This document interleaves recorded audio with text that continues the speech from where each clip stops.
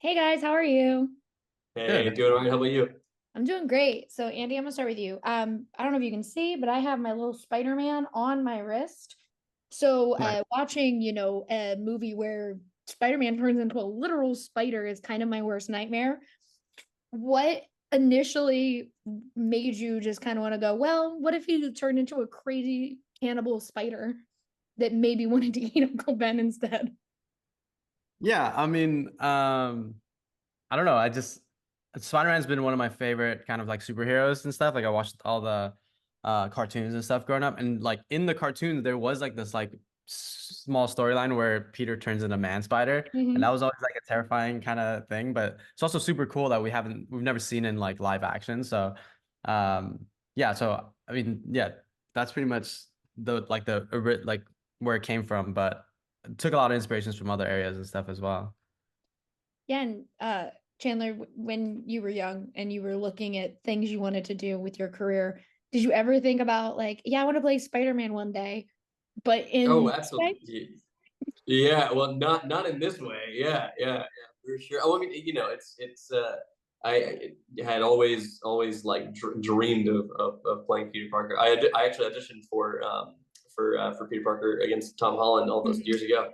So getting to like finally step into those shoes was really cool. Even though if it was very brief, his happiness was very short lived. It was still so cool to get to do that for a few hours. Yeah, and Andy, it's part of I live in Queens, and so part of the lore of Spider-Man is still that New York energy. And while this is shorter and you don't see much of New York, it still has that kind of darker feel that a lot of Spider-Man stories end up having. Was that important for you to still make it feel like that New York that we know from Spider-Man stories? Yeah, definitely. I think the idea was always to keep it as like accurate and like as like authentic to the original, Spider-Man like story. So a lot of the scenes were actually taken from like the comic books. Like when he gets hit by the car, like that was actually a scene that happens immediately after the field trip in the comic books. But Mhm. he like in the comic books, he like reacts really fast and like avoids it. But obviously I wanted to take mine a little bit darker. So yeah, so definitely having like the New York feel and kind of like yeah, just keeping it authentic was really important for me for sure. And Chandler, were there any little things that you got to do with this Peter that you were like, this is cool? Like if I got to step into those shoes like I had an audition for, like that I would have tried to do something more like this.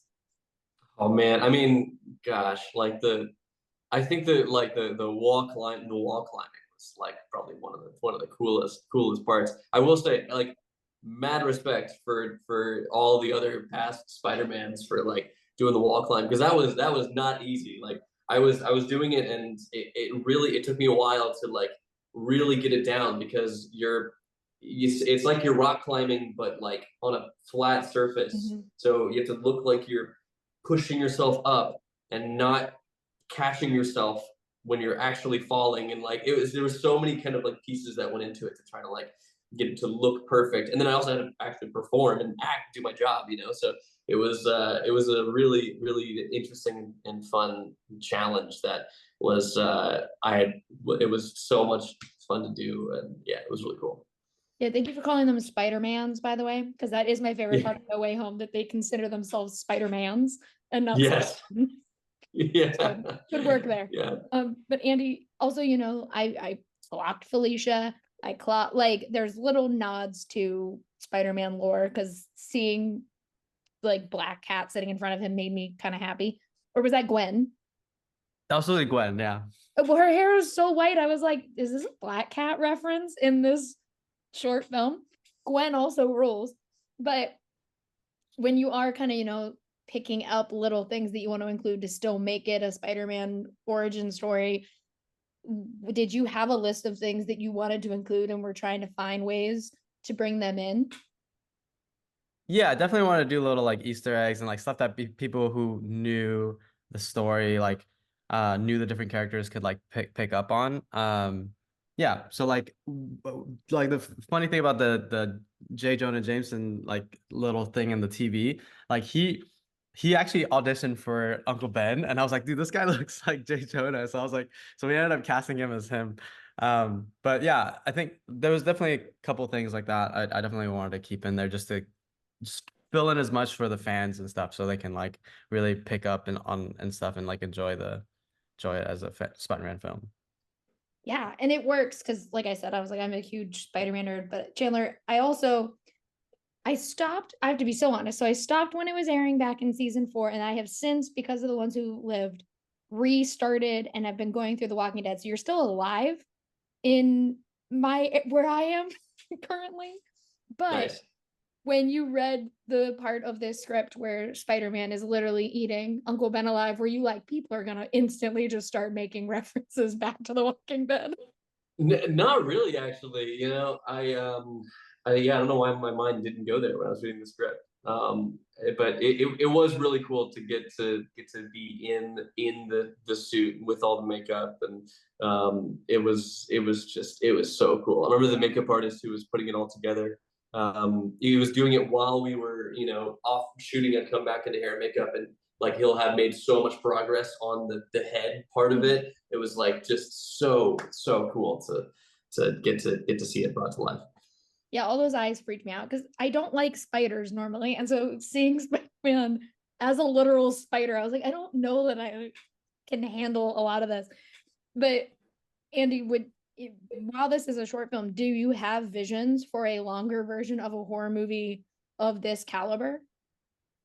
Yeah, I think I definitely have a lot. I mean, there's so much story just based off of the other like comics and different like storylines with like Man Spider and like even like the Patton Parnell, like the Edge of Spider-Verse stuff.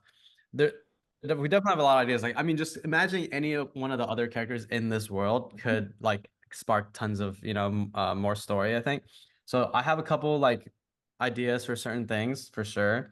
But for like if like for a full 90-minute thing, I might have to think a little bit more. But I feel like we've gotten so much cool response and like cool ideas from just fans and stuff as well. So I would definitely want to listen to people like what people want to see, I guess, and try to incorporate that.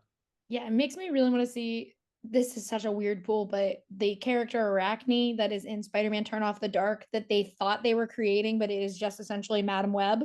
That is who I see this Okay, yeah, Spider-Man chilling with. yeah, 'Cause she's a spider. So I think it'd be very fun.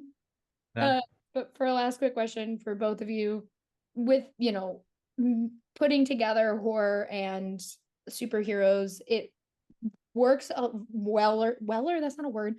It works better than people instantly assume. What for you guys was the biggest like accomplishment of getting to do this? Like what moment were you like, can't believe this is what we're doing, but we're doing it and it kind of rules? I mean, I don't know if there's a specific moment. The whole process was amazing. I mean, working with Chandler has been amazing.